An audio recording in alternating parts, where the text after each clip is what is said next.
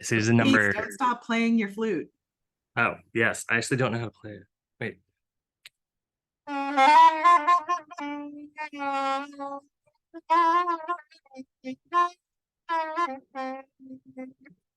Okay. It's like popcorn, I think, in the microwave. Once it's like, it just seems like we're almost to the end, right? But Yeah, it's I like think we're just ready. went to 146. 147. I think we're about there. Okay.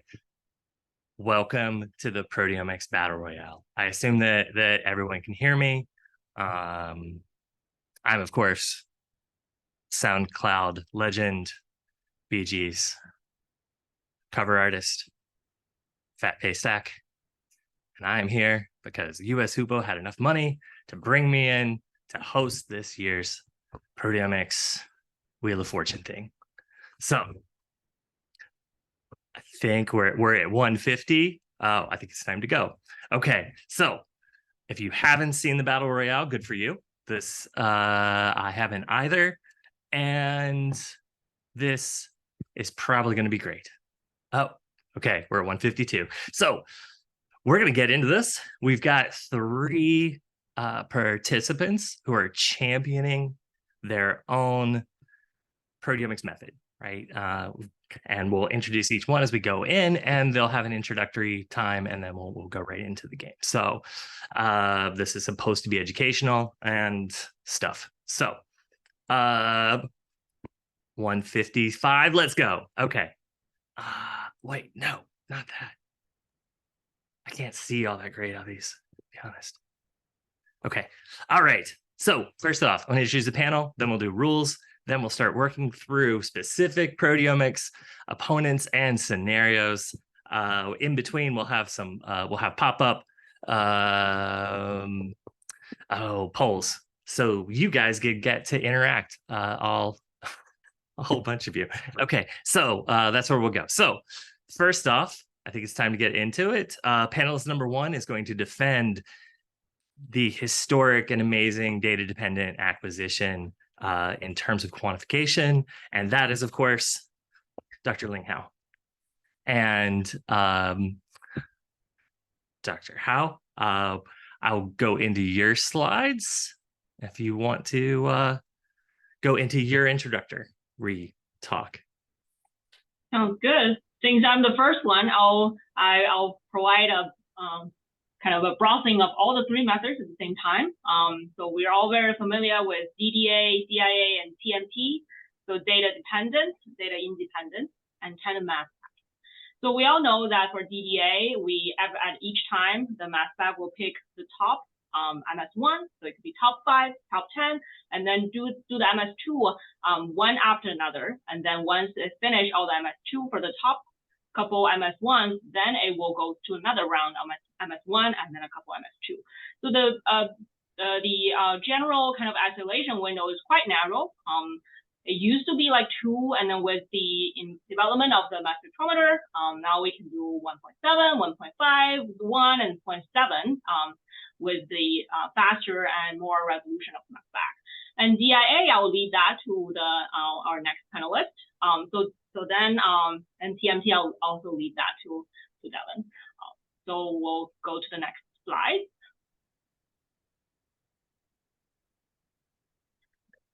So first of all, maybe I'm doing this too early. I have to say that there's no player that always wins.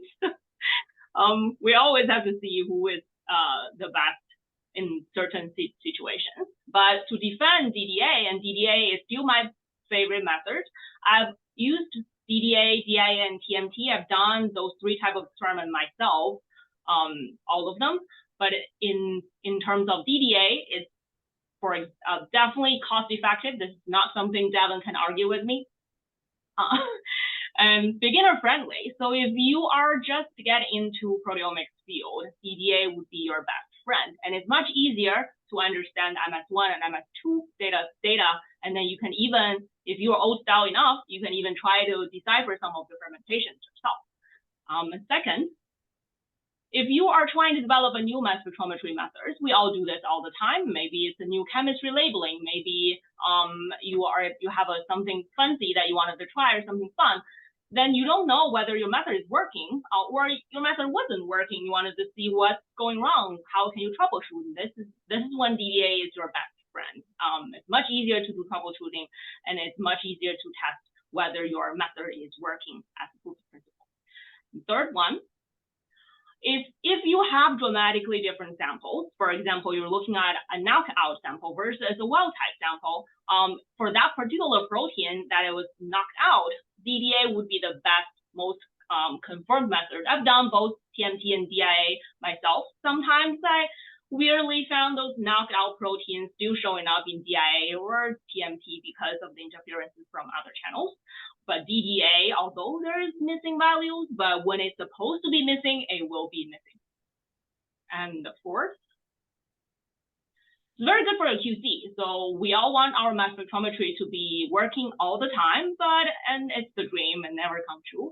So we always want to do QC. We always wanted to run some standard, or it could be a mixture of peptides, could be a HeLa digest.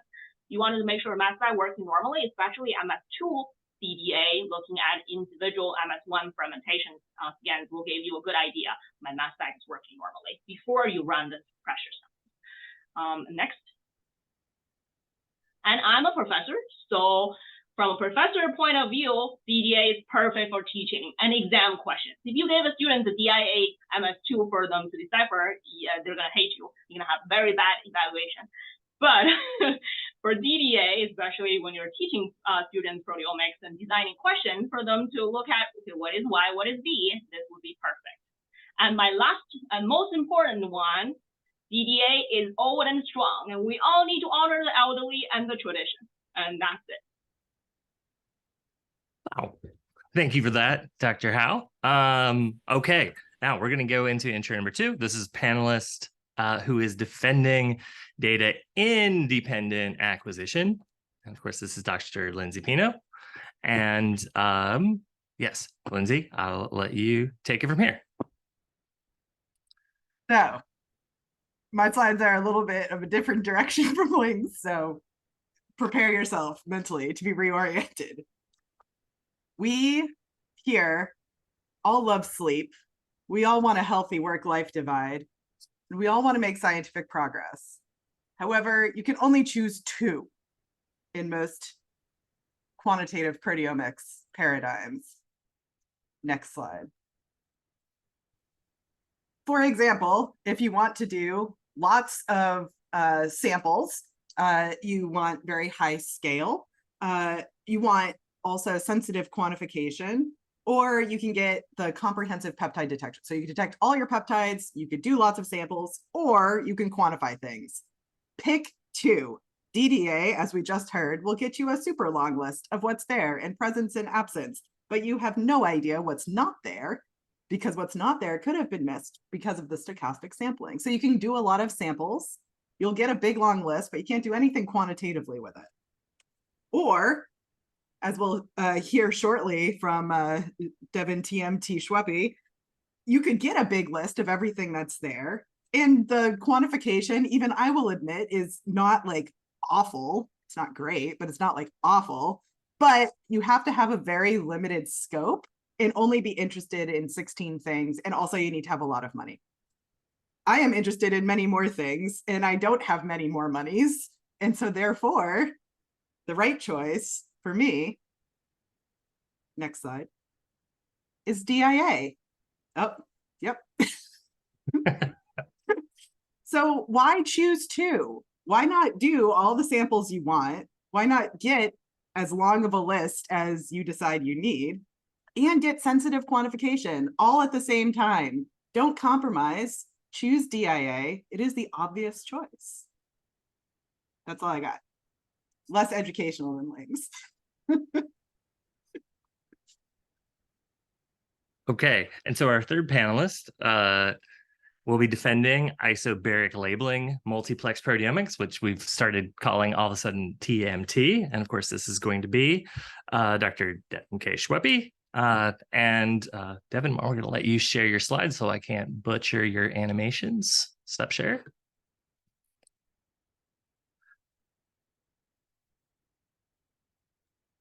All right. Well, I feel like Lindsay's quick slip or slide quick slip into multiplexing is foreshadowing of how great this technology is. I will reiterate, I think, something Ling said, though. There's lots of methods. If you use them well, there's lots of good outcomes. I often steal things from other methods. So in this case, I am stealing the idea of putting a DALL-E generated image from Will Fondry, a DIA person. So there's lots of good ideas to share. All right, so let me see if I can actually animate. Great. So TMT proteomics, it's just the best, right? I think that's how I start every talk. We can take diverse biological samples in an individual plex and get at least now up to 18. We then put a small chemical barcode onto primary amines generally, and then can run mass spectrometry and get wonderful quantitation. And I think just like Ling highlighted, you get quant that is beautiful and easy to understand within one plex. You can just see it, right? And I think that's important. If you're a little more on the cutting edge, I've seen folks multiplex or hyperplex up to 54 samples at a time. So Lindsay, we're coming for your large sample numbers. And we can do fun, fancy methods like kind of intelligent data acquisition, really take advantage of all of these things. I am a strong believer in evidence and evidence-based arguments. So I'll just highlight a very basic search here through PubMed yesterday, right? And we can see that even with the bias of some 2024 methods, TMT is the clear winner for proteomics right now in papers published, right? We have a quick ascension and then staying strong and an inversion over DDA methods. So I think that it's just obvious now, right? Researchers are already turning to TMT, and this is the way to go. I knew Lindsay would say something about samples, and Ling would say something about money. So I'll get to the money later on, but I'll just paraphrase from the last Battle Royale, right? Where a known DIA expert, Dr. Professor Brian Searle of Ohio State, said if you're going to do 11 or 18 samples, you should just do TMT, right? So we have a DIA person admitting that TMT is great. On top of that, though, I would argue that evidence, again, from CPTAC and the thousands of samples that they've done, predominantly using multiplexed quantitation, and also recent studies doing hundreds and hundreds of samples, highlight that this technique is wonderful for a few or thousands of samples. Well, thank you for that, Devin. Okay, so we're going to make a quick segue here into our first poll. We're going to get everyone's opinions first before we go into the competition. Right, so everyone just sort of popped up on your screen, and you should have the ability to go through your poll. What do you mean hosted panelists cannot vote? This is You're illegal. biased. I wasn't sure what to write. Maybe that should be the first one. Lindsay, do you actually write down DIA here? What do I write? Do I write Like, down? would you have answered DIA? As far as, well, I guess that's a good question, right? As far as like the strict raw data volume or the number of files, like It's a toughie. All right, here we go. Sorry. There's the poll result. Ooh. Wow. Okay. Have you guys People see who that? are listening, DIA is 42%. Yeah. Wow. So Devin, question, why is TMT so horrible? Why are people just not using it? I mean, I would say, actually, I think we might have got some converts compared to the Twitter poll earlier. So I think we're on the right track. Again, we're ascending. We're ascending. Let me just run through everything backwards. I was going to say, since this is going to be audio too, the second question is asking about quant method do you most frequently use for a collaborators data set? Can you guys see it happening live or just me? Looks live to me. I can't see anything. Oh no. But that's because host and panelists cannot vote. Oh, Ah. close it. If you click on it to close it, your screen could come back. There it is. All right. So for the people at home, dead heat between the three methods on how you analyze your collaborators' data. Woo. Okay, panelists, can you see the rules? Yes. All right. Wait, one more poll. Oh, wait, there are 3 polls.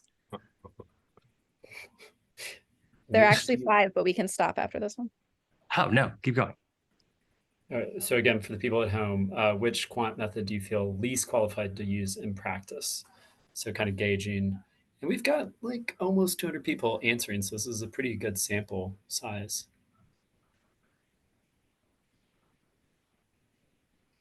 We should have had the panelist vote.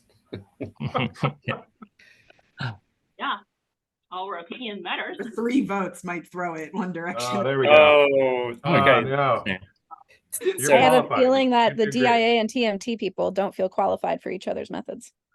So Hmm. TNT and DIA were basically 40%, and Oh, we didn't even like address whether this is qualified from like a skills perspective or just qualified from a can I justify my budget to Oh. a bunch of money on TMT.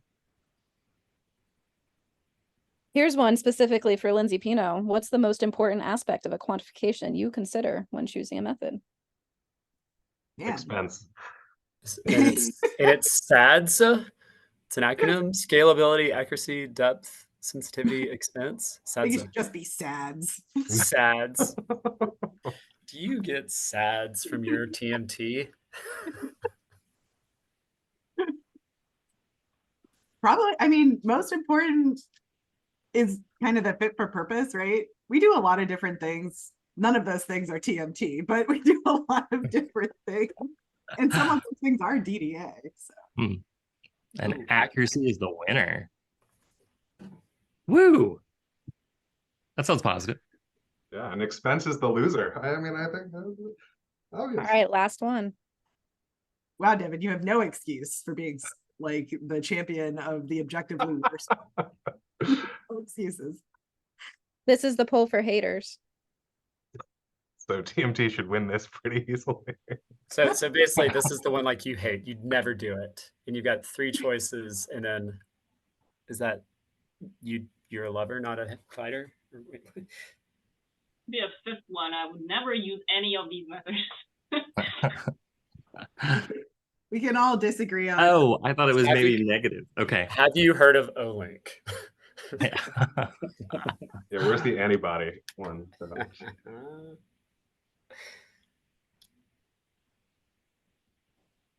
Okay. Nice. We're a flexible community. Though that bar for TMT was the longest of the 3. Okay, polls over. Time for the fun part. Okay, these are the rules for the Battle Royale. We're going to put up a scenario. What's the pronoun opponent? The panelists. Okay, so we decided that the panelists making buzzing sounds last second was probably not a good idea. We're going. Ben Neely is going to pick the contestants in what order to take on that opponent, and then we'll get to scoring through polls later on. So, ready, everybody? Woo! Okay, so opponent number 1. We've got an odd number of interesting samples, and think I must have made this slide because there's a word misspelled. Okay, so here is the panel itself, or the question. Your collaborator has total control over the sample size of this project. You've got 3 separate aims, and these have different numbers of planned samples. So this kind of goes back to something just a few minutes ago, but you've got 9 samples, 37 samples, and 203 samples.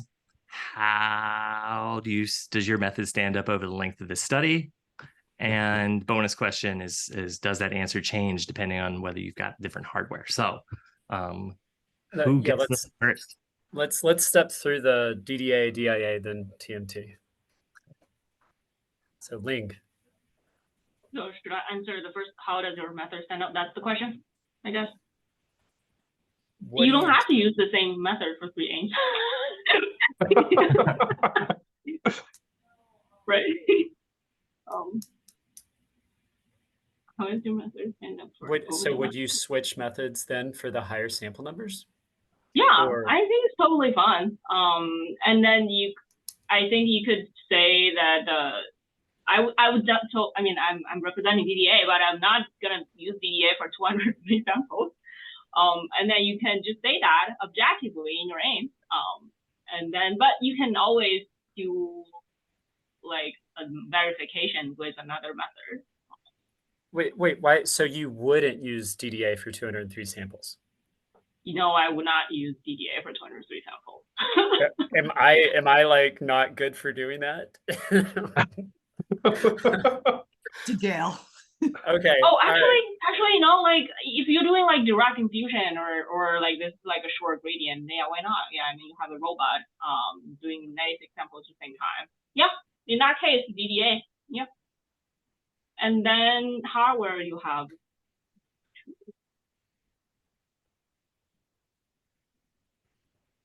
Well, you kind of answered it. So you had some retention time concerns. So like shorter gradients, maybe for the bigger stuff to keep the DDA under control. Yeah. So, or if you're using like a commercial column, then it will be fine. I think if you're using self-pack column, I totally don't recommend doing that for 20 because of the retention time shift. But some of the commercial columns, you're using that one type, one batch all the time. I think it's actually quite consistent in terms of retention time. But missing value is the problem. All right. For 200. Yeah. Final answer? DIA? Need a final answer? No, I don't know what I should say. Like the perfect scenario for DIA. I don't know if you like set me up for this, but especially where you have a collaborator who is going to have all kinds of insanity in their samples and probably at the last minute decide that actually I have a hypothesis and I have a specific protein that I am interested in. I feel like that happens all the time with collaborators. So DIA will scale across all of these sample sizes, and depending on what the aim objective was, if aim 1 is only 9 samples, maybe that's more of like a deep dive and you want to get like a really full comprehensive list. I think then you do like a long gradient, or you do like a gas phase fractionation with your DIA. You get like a really, really complete list of everything there. And then moving down to aim 3, where you've got the 203 samples, that's great. DIA can scale to that too. If you want to get through a lot of samples and smaller instrument time, you can do the shorter gradient. And then when your collaborator inevitably says, actually, I'm interested in some pathway, that you're like, awesome, great. You should have told me that when you were interested ahead of time. With DIA, you can do a targeted reanalysis. So after you've done all of those searches and given them their list, and they're like, actually, I don't care about any of this, you can go back and reanalyze your data with a targeted extraction. So I think this is a great place for DIA, and it's pretty accessible. I would say you don't need a tribrid, you don't need MS3 to like get the best out of this. And there's so much software out there now that you can use. I think this is a great example of where DIA is very strong. Right. Fight me, Devin. Bring it in. I think, yeah, aim 1 and 2 are slam dunk TMT experiments. I think that's our bread and butter, right? Maybe three conditions and 3 replicates. Perfect for aim 1. Easy, check. Aim 3, we're starting to do 2 or 3 plexes. We can control for that easily. Aim 3, I think, is harder, and I think requires some insight and some design for how to do lots of samples across plexes. I would agree DIA is a great walk-up method for doing lots of samples and just kind of adding samples on as you go. I would argue, run into some dangers. What if a sample falls through? What if your column dies midway through that? What happens? You just lose that sample. TMT plexing at least could scrounge some of that data out of that method. So I think the whole analysis, I think time-wise, they're all going to be about the same, about an hour per sample on most modern instruments. So, I mean, I would go all TMT all day. And I think that's an easy way to go. Depending on the hardware, yeah, that's a hard question. I am a strong believer in the tribrids. I am highly biased by real-time search and methods to do that. But I think you can actually get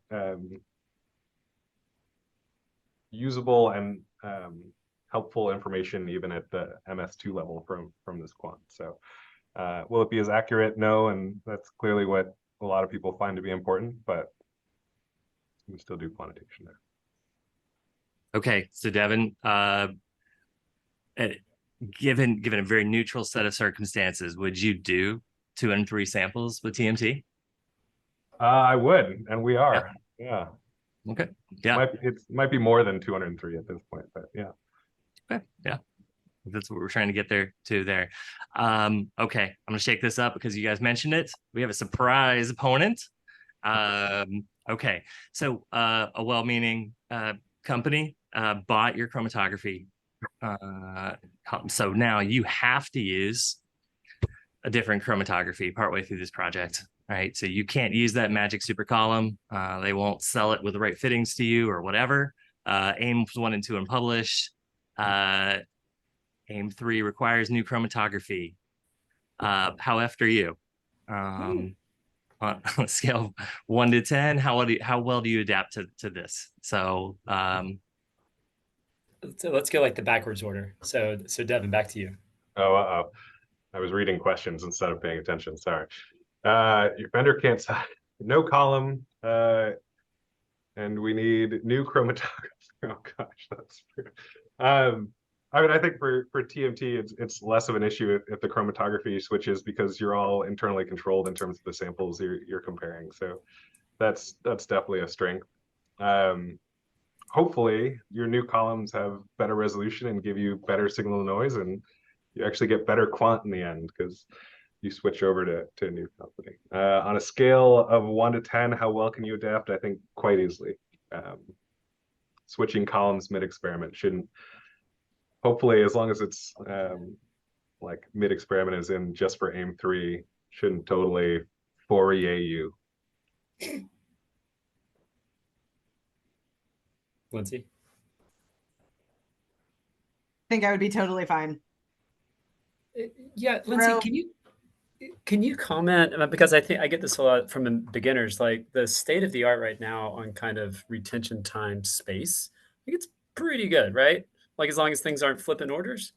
Well, why would I need the retention time from AIMS 1 and 2? I think for each one of these, because I was just answering some of the questions in the Q&A panel, and one of the big questions was, well, what about library creation for DIA? That's so laborious. It takes a lot of time. It's so difficult to do the library creation. I don't think I think a lot of people have shown now that the gas phase fractionated libraries are the best for DIA, which is really not super laborious. If you're thinking gas phase fractionated is going to be as much work as an offline fractionation, it is absolutely not. Like, put those fears away. You don't do anything, you make your mass spec do it for you, which is like the best way to do your work, right? Make the mass spec work for you. So when I do AIM 1 and I do AIM 2, each one of those would have like their gas phase fractionated library, but AIM 3, I would be collecting my gas phase fractionated library because I want it to be representative of the samples that are going into that chunk. I wouldn't like reuse maybe that same gas phase fractionated library for each one of these sample sets because they're presumably the collaborator is not just giving me the same samples over and over again. So I would not be FT'd at all. I feel like I would be able to adapt pretty quickly. Nice.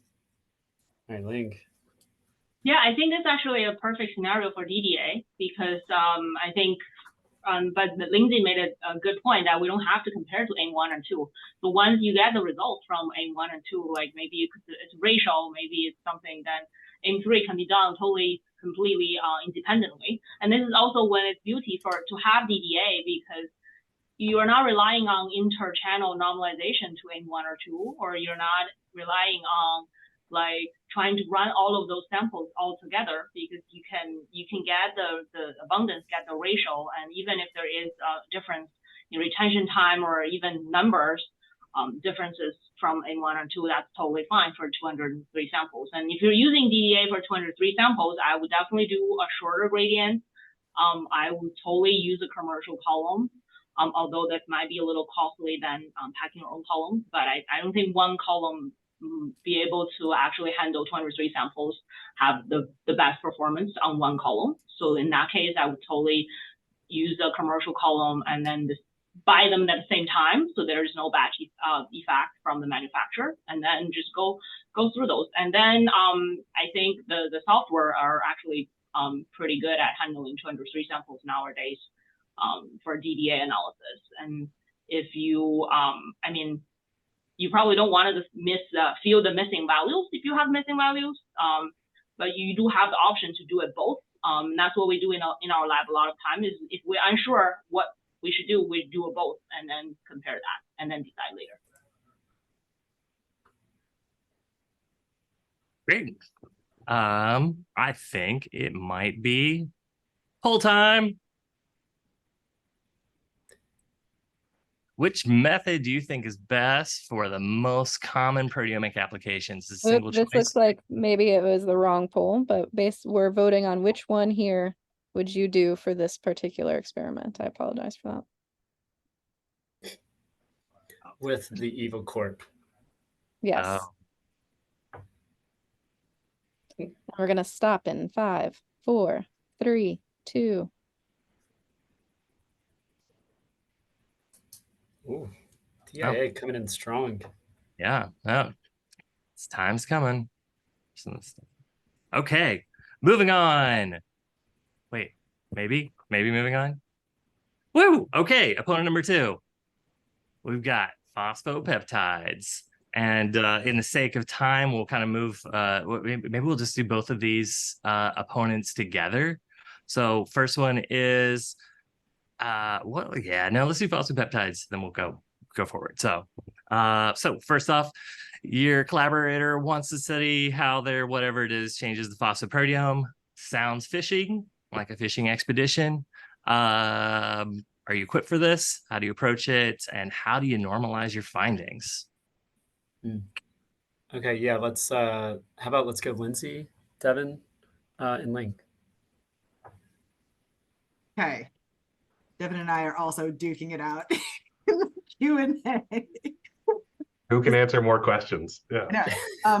Okay, so maybe this is where I start deviating. I think there is, in theory, methods to do PTMs by DIA, but I don't know, don't hate on me too hard. I think they're pretty academic at this point. I think it's kind of like a couple of people have figured out how to make it work and not too many people have been able to replicate it for whatever reason.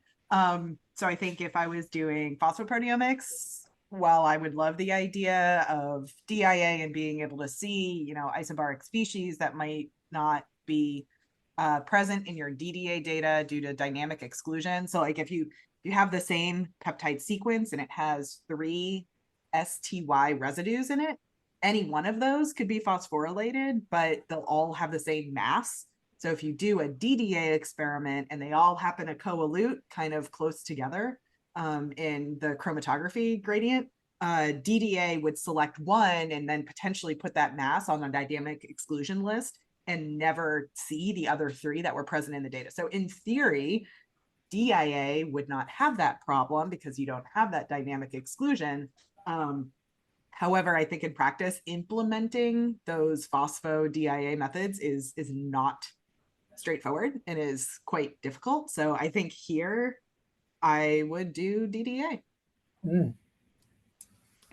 Our first switcheroo of the match.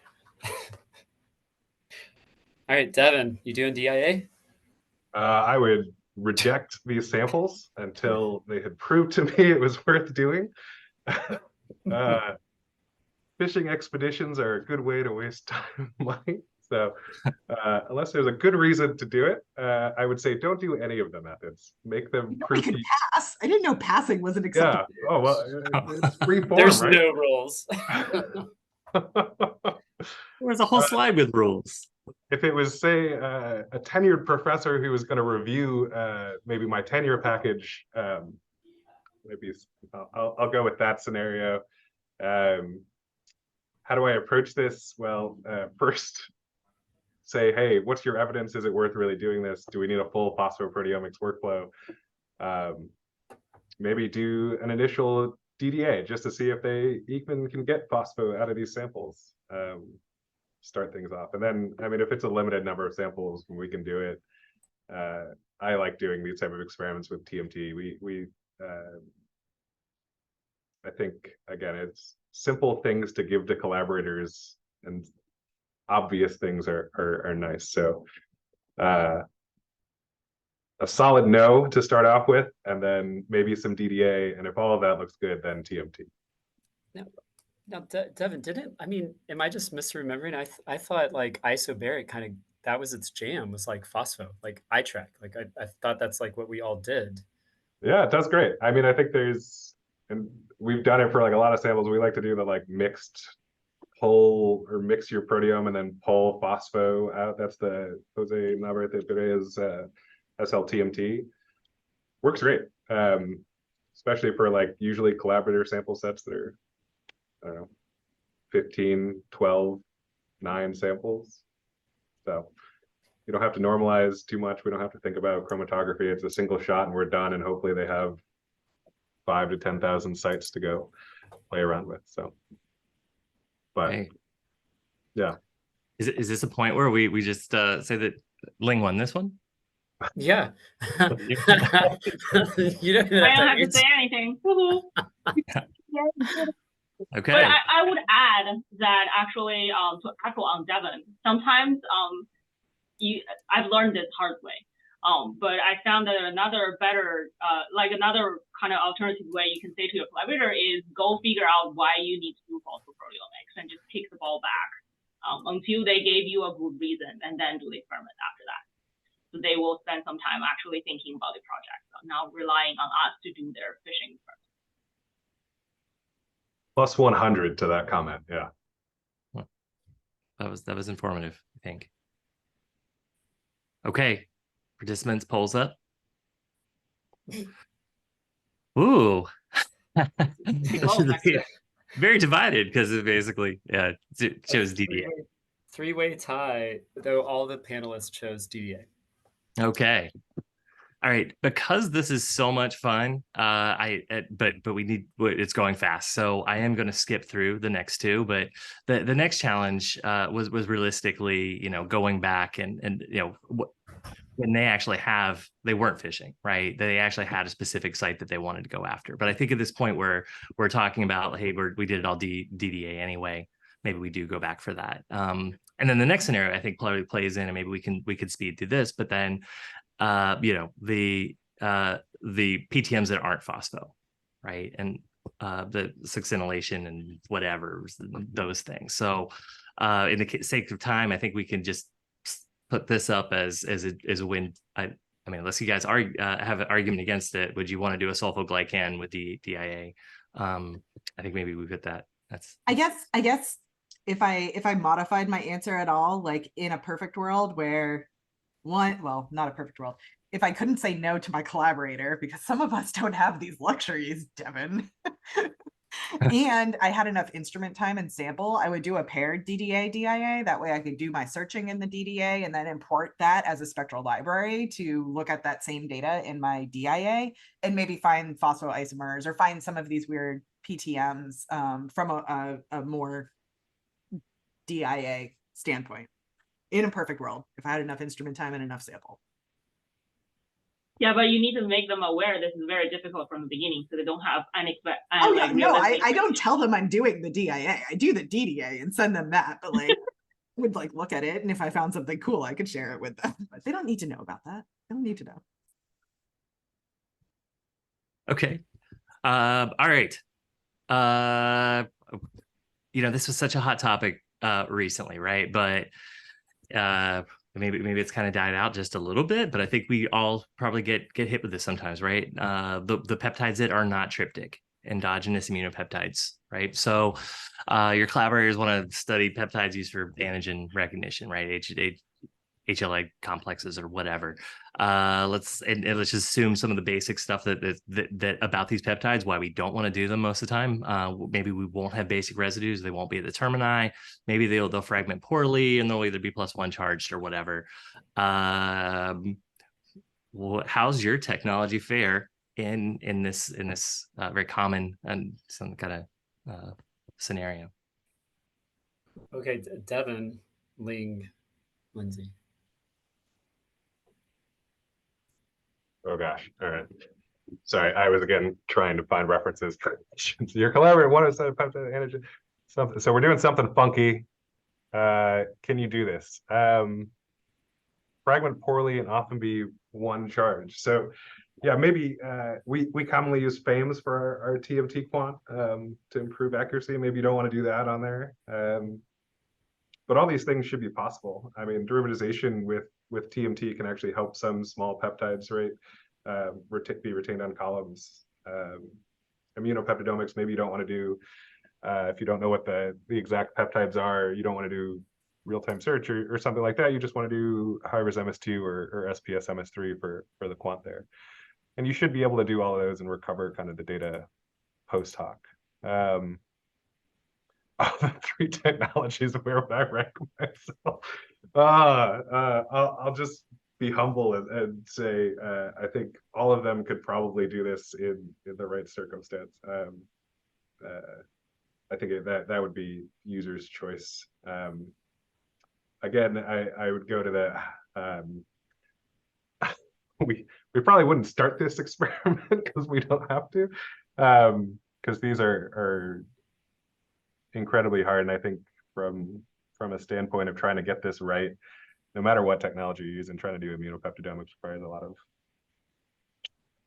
know-how for it. So I would do TMT, but that's our default. I think you could probably do any one of the 3 and get after this, as long as you're not targeting something specifically. Ling.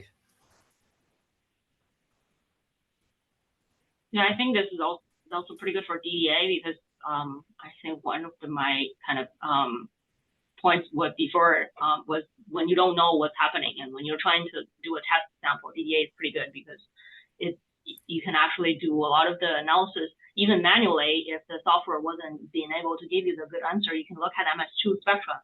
And I think in this case, even if this is something that maybe you're looking at the global kind of all of the peptides, immunopeptidomes, if you have something in mind, like a couple, it's supposed to be their peptides, and use that as like validate like a proof of principle when you get your data to see whether you see the expected ones and then how the MS2 looks like. I think that's a good starting point. And then you can always look at other things. And I think, but it will be very challenging if they fragment poorly and often be singly charged. Maybe you should do another fermentation method. Yeah, but that would be good for any DIA or DDA or TMT. I don't know how TMT is actually does it influence how good it fragments if you don't use HDD or PID? Yeah. Lindsay, I'm very interested. I think I definitely would not do TMT for this, just because I don't know how well you could label these types of peptides. Like, does the chemistry work for labeling these types of peptides? Or is it going to have... You got it in termini. Yeah. You should label them. It would not be affected at all? For labeling, no, the N-termini should still be well labeled, unless you have some weird N-terminal modification in the plasma. Yeah. Or, And analysis software is going to be okay with it not being a lysine or an arginine? I mean, we can search anything, right? I think we've done, I've seen rather, yeah, like extremely long searches on very large metaproteomics data come out of things, and it's feasible. It still takes less time to search usually than to run. So it sounds like maybe your answer is, with enough money, TMT is possible for anything. Is that? Well, or he's just going to say nope. He's like, no. On anything. Hey, so Devin, you didn't say this, but I mean, is this one of those fun times where, like, if you did like an enrichment and then like had that as your carrier channel and you were essentially triggering that? Because I always felt like that was one of the beauties, right, of TMT, right? I think the issue with that, or the thing that came to mind for that, was always, what if you have like a neoantigen due to some SNV, right? And then one of those peptides drops out, right? So your KRAS antigen looks great until you have a neoantigen, and then you don't see it in that plex, and there's too little of it to kind of see by TMT. And so I think there are challenges there to, yeah, I think again, there's really important things to consider there, especially when going after these peptides. But if it's the same antigen across everything and you don't care how it drops out or why it drops out, then I think you can get some really nice kind of data. I was corrected too by my student Chris McGann that Lauren Stopfer actually has some beautiful work on TMT FAMEs for immunopeptidomics. So sorry, Lauren. I was wondering, like, if it's fragmented badly and then having TMT labeled, would then that actually help with the fragmentation? Right? Potentially. Might help the fragmentation actually give you quantitative data.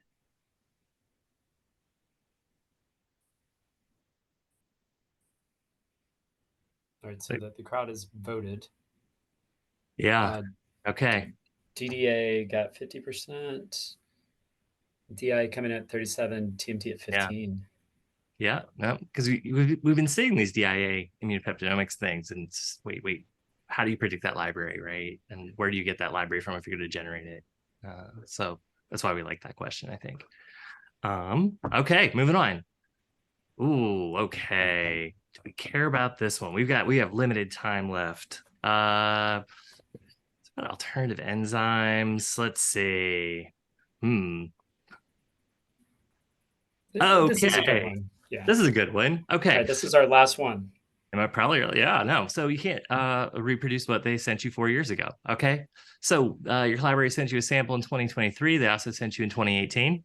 You send back different results.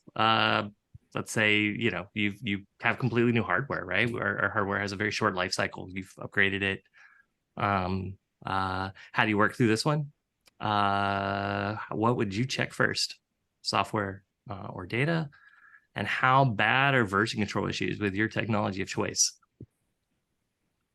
All right, we're going back to the original order, like Ling, Lindsay, Devin. Yeah, so I've actually had this similar questions in one of my projects where I was trying to replicate some data from my postdoc work. And then that was many years ago, and then instrument changes, like software changes. But surprisingly, the most confident one always shows up. So like, no matter what methods you're using, you might, when in the old data, you might see 200 proteins that are changing. And then in this data, you might see another 300 changing, but maybe they only have 100 overlap. But that 100 overlap ones are actually the most confident ones. So the real ones always actually will stick with no matter what method you use. And we actually, in one of the studies we published a couple years ago, 2 years ago, we actually used both CDA and DIA to validate and mutual validate themselves. And I think that's actually, so if it's confident, then you should see them anyway. If you don't see them, maybe it's not your problem, it's your collaborator's problem. And the one thing I've been trying to, maybe they're not sending you maybe they've changed the students who prepare the samples and it's not working. So, and another thing I've been trying to do like lately is we used to just, when we communicate with collaborators, we just send them the data. We don't tell them too much details about like how we do the data analysis and the details of sample preparation.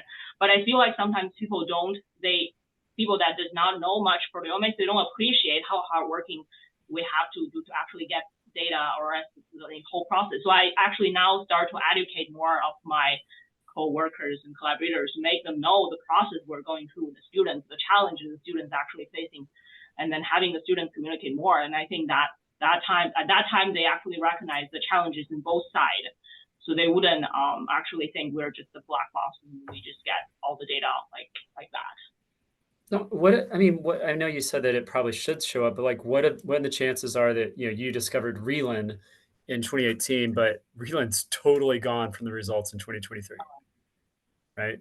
So you're saying like the samples degraded over time? Nor even just like you just analyze the data. I don't know, because I mean, things change, software changes, right? I mean, all these amazing gains and name your software, like sometimes things get lost, right? Yeah, then you have to question yourself, is this so like there could be a software issue, or it could be maybe it's not real changes. So for me, like, unless I see it multiple times, I'm like very confirmed this is real. Otherwise, I put a question mark. And we might still be able to actually, if you do a go term or do something like the general kind of pathways might be still the same change. Maybe individual proteins would not be the same change. But I think we always wanted to be a little skeptical if we only see it once. Cool. All right, Lindsay. I think this is one that we can blame the computational people, right? Like if the software is changing that much, we should have some way to rerun the analysis that was run in 2018.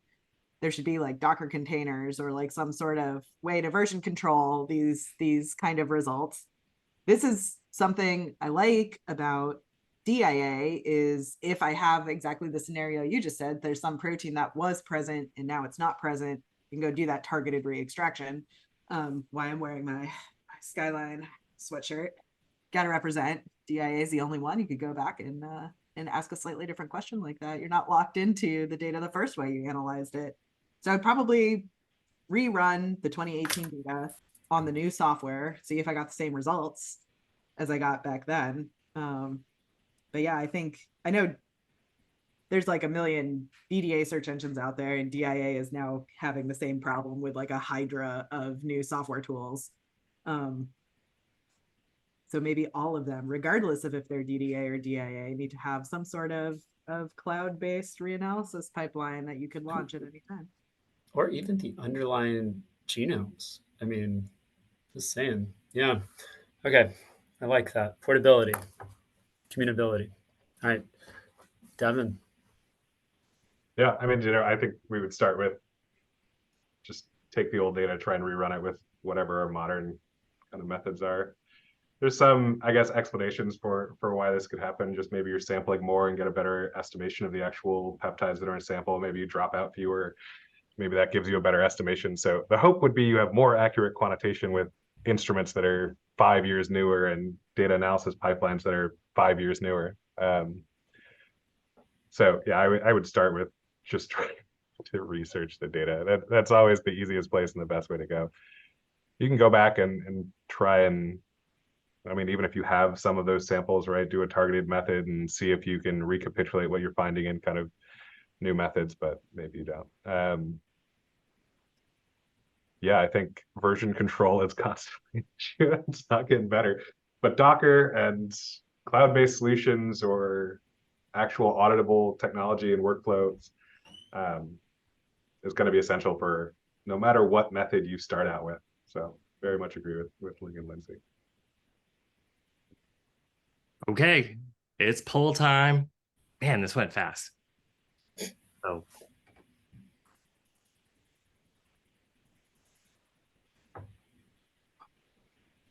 Oh my gosh, so tight. ooh, but who was the most convincing here? You know, DIA for going back and reanalyzing. Or just the argument that everybody sucks. Computational problem across the board. I like the computational hydra. Yeah. Okay, poll number 2. Which method do you think is best for the most unique proteomic applications? Oh, in terms of most unique samples or most unique, experimental designs? Yes. With that, yeah. Where do you go with that? DDA, TMT, or DIA? I think that one's hard too, though, because a lot of like those unique ones, are they truly a quantitative thing you're trying to do? I don't know. There's no option for everything except TMT. I think we can all agree is the one. All of the And above. TMT is by far the most unique, right? We actually have chemical barcode derivatization. Everyone loves doing more sample prep after they just did a sample prep. That's like, what robots are for. Look how close that was. DDA and DIA being the winners. Next time we need to poll what part of the country our participants are from. Ooh, yeah. Are you in Boston or not? Yeah. Are you in Are you in Seattle? All right. Is that the end of our polls, Amanda? Oh, we got a couple more. Oh my No, I'm gosh. sorry. It's locked up on me. Sorry to get. Come on, free software that we're using to host hundreds of people. Ooh, which method are you most likely to use to train someone who has never done proteomics? I mean, are they running the instrument or are they doing the data analysis? Yes. Oh, yeah. Okay, good. And Ling kind of got at this one too with her answer. Yeah. But I tell you what, I would have voted completely differently 2 years ago than I would today. So I imagine other people would do the same. Ooh, DDA is a clear winner for teaching. Yay! Old and strong. Yeah, Old hey, and strong. I just because you can find lots of slide decks to steal from. Okay, this is maybe our final. All right. poll. Arguably the most important final question. Woo! Who is our bragging rights champion today and Battle Royale round 2? I should stop it when it's the person winning I want, right? Yeah. You can Oh, you control have that. Absolutely. control? You have live control? I Figure out. do. You Ah, can it's literally so put much your hand on the power. balance. I'm so glad you're handling this because I could hardly see. While this is wrapping up, I want to take the opportunity to thank our hosts as well as our participants on behalf of our VMO committee for US HUPO. You could always find out what the VMO committee is doing by checking out the US HUPO's website and looking for upcoming webinars. I'm sure there'll be more coming. And we also have our ongoing proteomics video competition for ultimate bragging rights at the US HUPO conference. If Ben is the only one who has submitted a video, we know we're doing something wrong. So That wasn't me. That was somebody else that submitted that. It just happened to look like me. All right. Whoa! For people at DIA. home, yeah, Wow. Not DIA even- got Just me in general. Yeah. Oh, okay. Yes. No, wait. Lindsay will rub this into our faces forever now. Wow. Okay. Oh, there'll be t-shirts. Walking in We'll the do a office. trophy. Whoever wins needs to treat us some beers in that US. I owe you 2 beers. I like that. Yeah. Put that up front. Come to Portland. I'll buy you 2 beers. I don't know if the video is just going to cut out at like 2. it will but- not. It will not. Wait, it won't. Okay. Well, thank you, everybody. Yes, thank you so much. Wow. Congratulations, Lindsay. Don't let the haters get you down. Woo! Lindsay. Thanks for thanks for coming. Song.